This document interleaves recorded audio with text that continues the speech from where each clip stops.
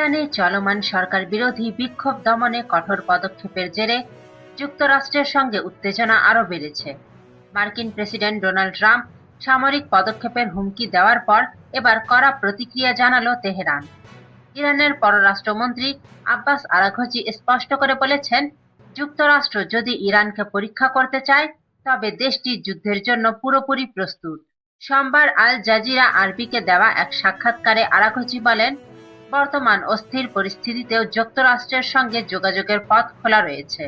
তবে তিনি জোর দিয়ে জানান, ইরান সব ধরনের পরিস্থিতির জন্য প্রস্তুত রয়েছে। তার দাবি, গত বছরের 12 দিনের সংঘাতের তুলনায় এখন ইরানের সামরিক প্রস্তুতি আরও শক্তিশালী ও বিস্তৃত। রবিবার ডোনাল্ড ট্রাম্পের সামরিক হুমকির পর তীব্র প্রতিক্রিয়া জানায় ইরান। দেশটিতে অর্থনৈতিক সংকটকে কেন্দ্র করে বিক্ষোভ দিন দিন তীব্র হচ্ছে এবং বিক্ষোভকারীরা রাজনৈতিক ও কাঠামোগত পরিবর্তনের দাবি তুলেছেন।